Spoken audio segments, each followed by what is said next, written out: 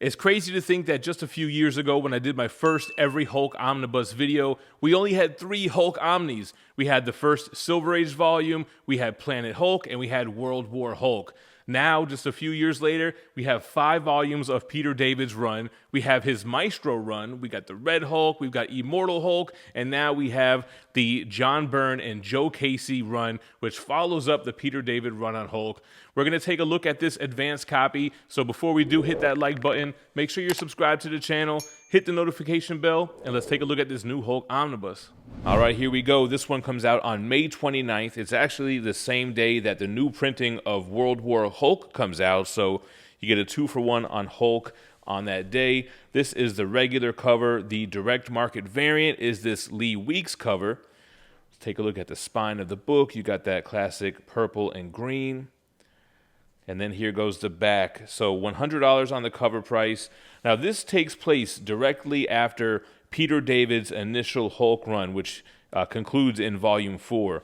So as you can see on the back here, this collects up until Incredible Hulk 467.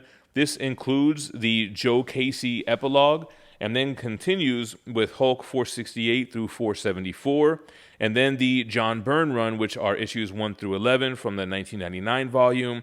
You have the Hulk and Submariner Annual 98, the X-Man and Hulk Annual 98. You get a Hulk Annual 99. Then you get the 6-issue Rampaging Hulk series, which has pencils by Rick Leonardi. All right, so the inside of the dust jacket, it gives us a brief synopsis on where we're at with the character. It's after Peter David's 12-year run on the character, which ended with the death of Betty Ross, Bruce Banner's love interest, Thunderbolt Ross's daughter, and then we have to pick up the pieces from there. So Joe Casey immediately picks up after 2 1998 annuals, and then we get John Byrne with Ron Garney and Javier Pulido. Awesome wraparound cover here. Again, loving that purple and green Hulk. You got the bricks in the background. Purple interior pages. Here goes the cover page. You jump into the credits, and then right away, like I said, you get that epilogue. It's just a couple of pages at the end of the Peter David run, his last issue, and it shows Thunderbolt Ross and his reaction to the death of his daughter. There would be 2 annuals that would take place prior to Joe Casey taking over the run. So this is the one with Submariner. So you get Hulk, Blue Hulk in Atlantis. And then following the events of Age of Apocalypse, you have the 2nd annual with X-Man with the Incredible Hulk featuring the menace of Thanos. So to give you kind of the timeline, what era we're in, it's the late 90s, and Hulk has a new writer, new creative team here with Casey, Joe Casey and Javier Pulido. So here we are with issue 468.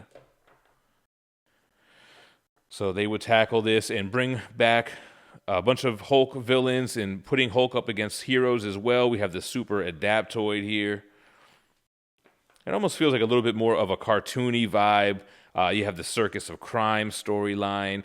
It almost feels like Ed McGuinness style with those like bold lines and exaggerated features. At the end of the issue, we have some of the Virgin covers, the Abomination, the Watcher. And here we have the Avengers. So basically everybody is questioning Hulk. They want to know, did Betty really die of radiation poisoning?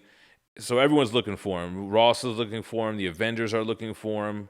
And in addition to her death, the Hulk is also being blamed for the plane crash that took the lives of 360 some odd people. So everyone's looking for Hulk for both of these incidences. And then here we have the legendary John Byrne with Ron Garney starting a new run with Hulk, issue number 1 from 1999. Got the double page spread for the wraparound cover. And then the Ron Garney artwork, the John Byrne writing. Here goes issue 2. So they have an 11-issue run here.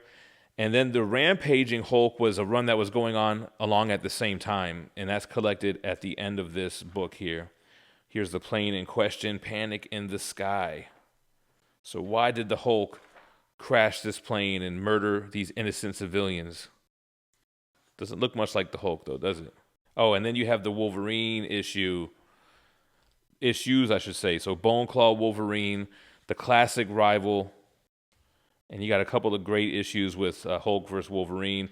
And then lastly, the Thing comes down to hunt down the Hulk. It's almost like one of those things where when you get a legendary creator on a book that he wants to do, they start bringing out their favorite characters that they've always wanted to see go at it. So you got Wolverine returning, you got the Thing versus Hulk, these classic epic battles. And then here is the last issue with issue 11. All right, then we have the 99 annual, which is Lee Weeks with John Byrne. A traditional annual form, you get some kind of funny stuff, extra stories in the back. All right, so Rampaging Hulk. So these are kind of like Spider-Man Unlimited stories.